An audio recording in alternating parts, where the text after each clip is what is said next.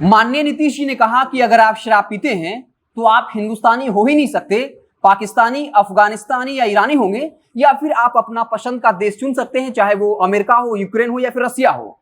बता दें कि नीतीश जी ने साफ कर दिया कि जो भी शराब पीता है वो हिंदुस्तानी हो ही नहीं सकता। यानी अगर कोई शराब पीता है वो हिंदुस्तानी नहीं हो सकता, तो फिर शराब बेचने वाला तो हिंदुस्तानी होने का सवाल ही नहीं होता, और जो इन शराब माफिया को बचाता है उसका हिंदुस्तानी होने का तो सवाल ही नहीं है। लेकिन हाईकोर्ट ने एक तल्ख टिप्पणी की है और मुजफ्फरपुर के एसएसपी, डीटीओ साहब, उत्पाद अधीक्षक और वाणिज्य कर विभाग के पदाधिकारी को तलब किया है और यह सवाल पूछा है कि आपने मुजफ्फरपुर के एक बड़े शराब माफिया के खिलाफ वक्त रहते साक्ष्य या प्रमाण क्यों नहीं दिए, जिस वजह से उसे अब हाई कोर्ट से जमानत मिल गई है। और इन तमाम मसलों को लेकर आज उत्पाद विभाग का जो न्यायालय होता है, इन अधिकारियों को आज तलब किया गया है और इन्होंने जवाब दिया है। ये जवाब 4 अप्रैल को हाईकोर्ट में पेश किया जाएगा।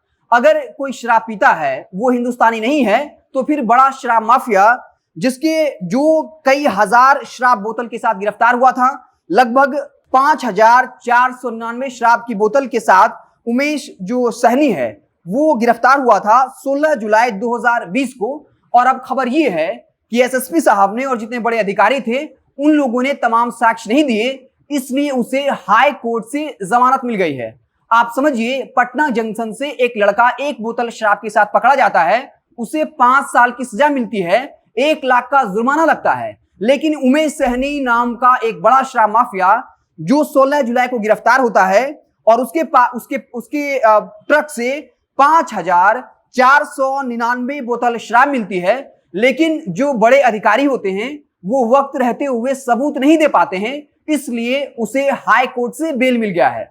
अब नीतीश कुमार को इस सवाल का जवाब देना होगा कि मुजफ्फरपुर में जो आपके एसएसपी हैं, जयकांत, डीटीओ हैं, उत्पाद अधीक्षक हैं, वाणिज्य कर विभाग हैं, क्या ये लोग हिंदुस्तानी हैं? इस सवाल का जवाब नीतीश जी को देना पड़ेगा, क्योंकि अगर आप कहते हैं कि कोई शराब पीता है तो हिंदुस्तानी नहीं है, तो शराब बेचने वाला उससे बड़ा अपराधी हुआ, और उससे बड़ा अपराधी ये तमाम अधिकारी हैं जो इन बड़े शराब माफिया के खिलाफ सबूत या साक्ष्य समय से नहीं देते हैं, जिस वजह से ये जेल से बाहर हो जाते हैं, इन्हें सजा नहीं मिल पाती है। आपको बता दें कि हाई कोर्ट ने तल्ख टिप्पणी की थी और ये सवाल पूछा था कि जिसके ट्रक से 5000 बोतल शराब मिला था, उसके खिलाफ अधिकारियों ने समय रहते हुए साक्ष्य क्यों नहीं दिया, जिस वजह से हाई कोर्ट को उमेश सहनी को जमानत देना पड़ा, जेल से उन्हें रिहा करना पड़ा।